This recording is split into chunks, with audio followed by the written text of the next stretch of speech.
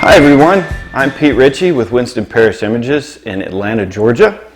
And this is part one of a series of videos designed for intermediate photographers, maybe beginning photographers that are thinking about doing their first family photo shoot or maybe doing their first wedding.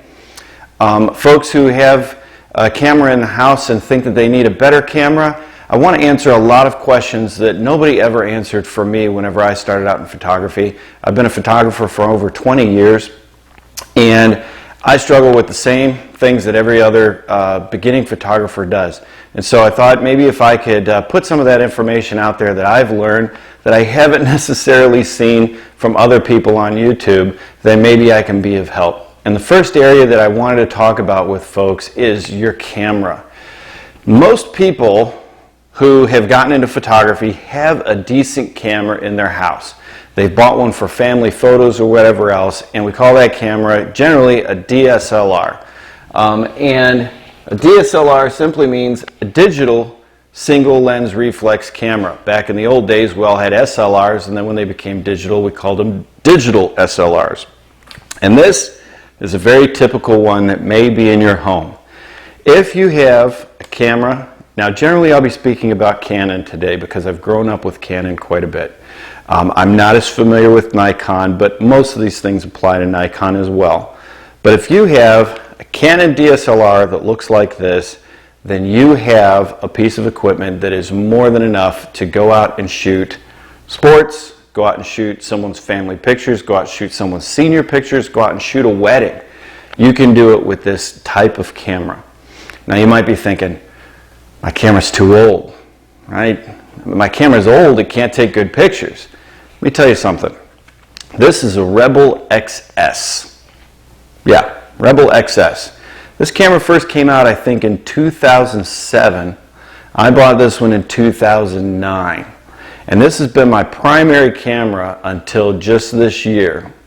And I've put over 92,000 shots through this camera. Now, a professional DSLR from Canon is supposed to have a limit of 100,000 shutter accuations. This has done 92,000 and still hasn't failed me.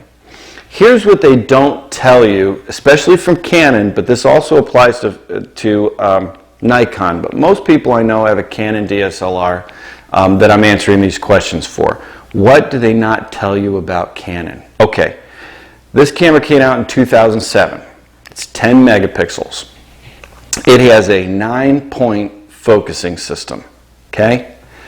Canon has put that same 9-point focusing system in the T1, the T2, the T3, the T4, the T5, the 7D, the original 7D, the 60D, and the 6D, their full frame camera. All of them have that same 9-point focusing system. So you go out, you spend, when this thing came out, you spend between $400 and $800 on it, depending on how it was configured. And then you say, well, I should get a T5 because it'll have a better focusing system. Nope, not really. It has some better processors, but at the end of the day, it has the same focusing system. And then in video 2, I'm going to tell you a tip from the pros that's going to shock you, that those focusing systems really don't matter that much to the pros unless you're shooting an NFL game. But I'll save that for part 2. So the focusing system's not any better. So what changed? Well, this is a 10 megapixel camera. It has a pretty small screen on the back. The sensor, right? The sensor. Well, it just doesn't take detailed enough photographs. Okay. So this is a 10 megapixel camera. This 10 megapixel camera is gonna, if you shoot at ISO 100 or 200, you're gonna be able to print pictures that are about 24 by 36 inches if you have a very good lens on it. Now you gotta ask yourself, when's the last time you printed a picture that big? Never. Nobody. I haven't printed pictures that big.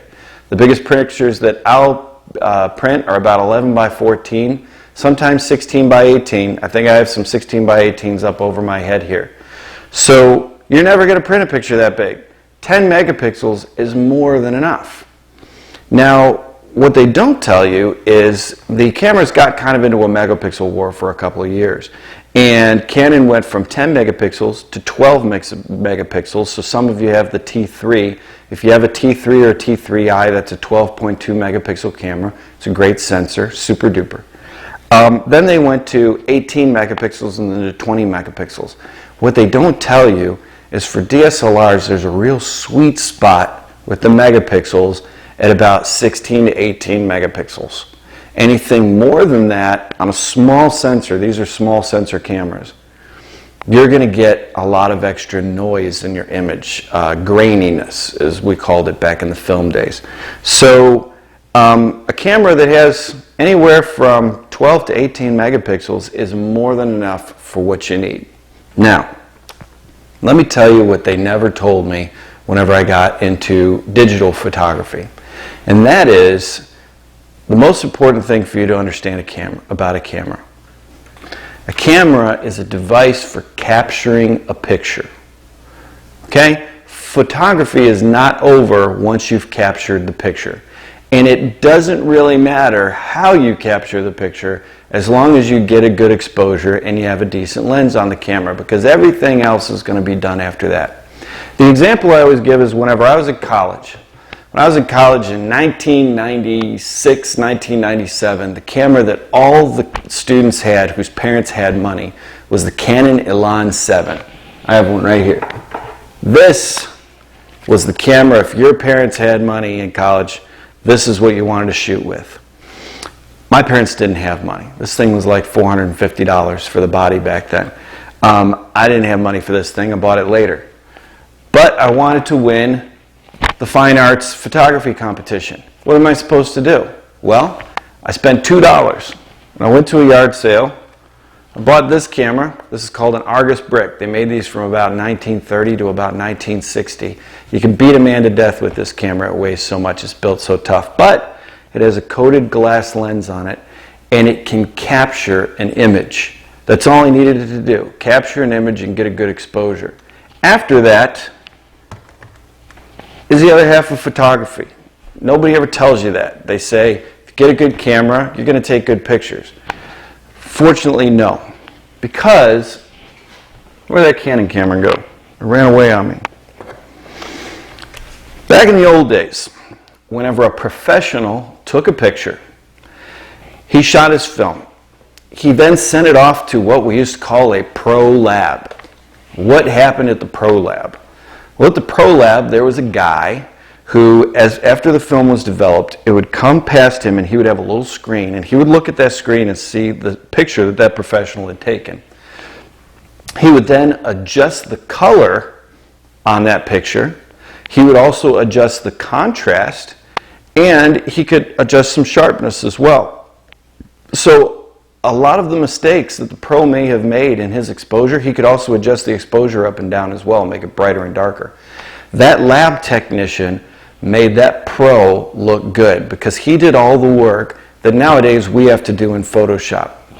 What Canon doesn't tell you and what most people on YouTube won't tell you is that Canon, whenever you take a picture, what you capture out of this camera is kind of a washed out, dull version of the image.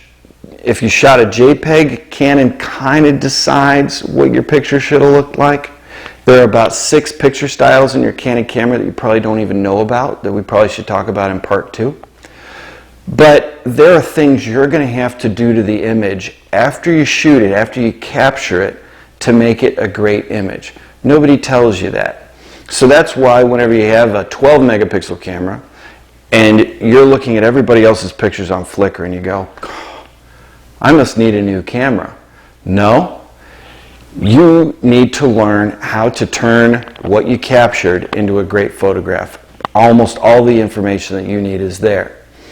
One of the best things that you can do if you're thinking, I need a new camera, I've got a crappy camera, is go on Flickr, and Flickr has something called Camera Finder. And if you click on Camera Finder, it will let you find the model of camera that you have, and it'll show you hundreds of gorgeous photographs taken with your camera. And I'll add something else.